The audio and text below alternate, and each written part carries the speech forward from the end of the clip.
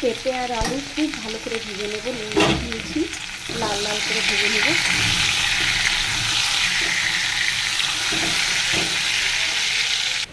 পেঁপে আলু দেখো আমি সুন্দর করে ভেজে নিয়েছি। পেঁপে আলু ভাজা তুলে নিয়েছি, এবার আমি চিকেন ভেজে নেব।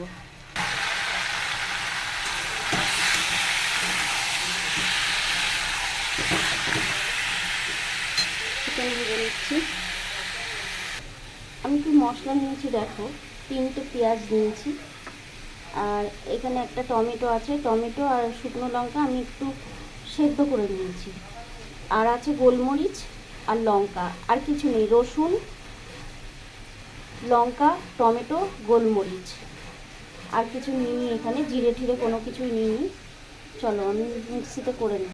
গোটা গরম মশলা নিয়েছি, লঙ্কা নিয়েছি, শুকনো লঙ্কা, কাঁচা লঙ্কা পাকা, আর রসুন, গোলমরিচ, টমেটো, আর কিছুই নিইনি। আর অর্ধেক করে দিয়ে দিয়েছি পেঁয়াজ,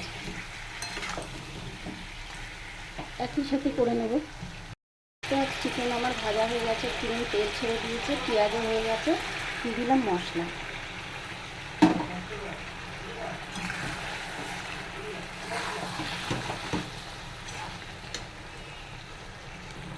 একই সাথে দিয়ে দিলাম আমি হলুদ, আর গরম মশলা দেওয়ার তো কোনো কারণ নেই, প্রশ্নই নেই, কারণ আমি একসাথে করে নিয়েছি, ধার বাকি রাখিনি।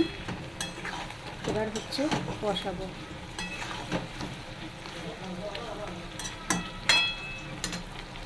খুব সুন্দর কষানো হয়ে গেছে। আমি শুধু টমেটো, লঙ্কা আর গোলমরিচ দিয়েছি, আর গোটা গরম মশলা, আর দিয়ে দিলাম এখানে পেঁপে আর আলু ভেজে রাখা।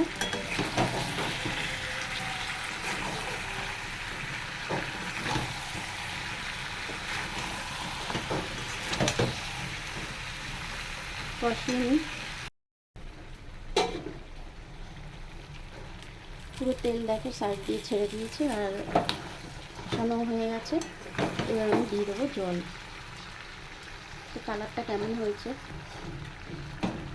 যেহেতু পেঁপে দিয়ে একটু ঝোল তো অবশ্যই রাখবো, আর দেবো না জল।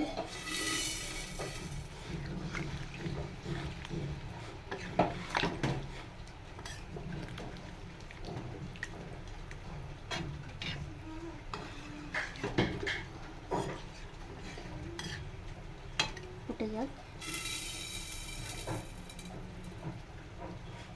পেঁপেগুলো সেদ্ধ হয়ে গেছে, ছোট আলুও সেদ্ধ হয়ে গেছে, ফুটে যাক। দিয়ে দিয়েছি কড়াইতে কিন্তু অল্প করে তেল, দিয়ে দিলাম জিরে ফোড়ন, দিয়ে দিলাম 2টো শুকনো লঙ্কা ফোড়ন, দিয়ে দিয়েছি এখানে জিরে আর শুকনো লঙ্কা ফোড়ন, দিয়ে দিলাম কারি পাতা।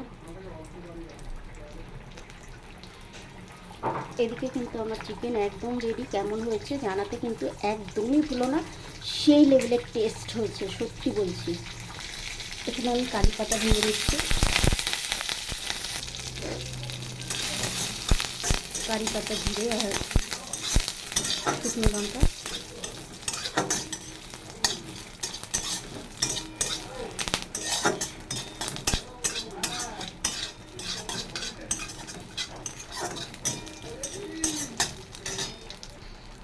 তো ভাজা হয়ে গেল।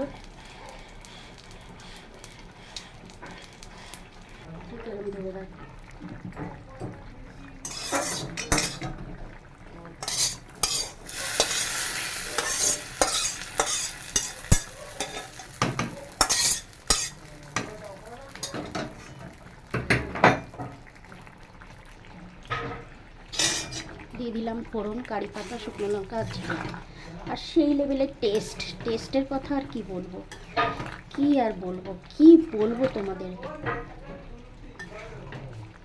ও সেই গন্ধ আর সেই টেস্ট। তো আজকের চিকেনের রেসিপিটা এখানে শেষ করলাম, তেলে ঝোলে কারি পাতায়। তো কেমন লাগলো কমেন্টে জানাতে ভুলো না।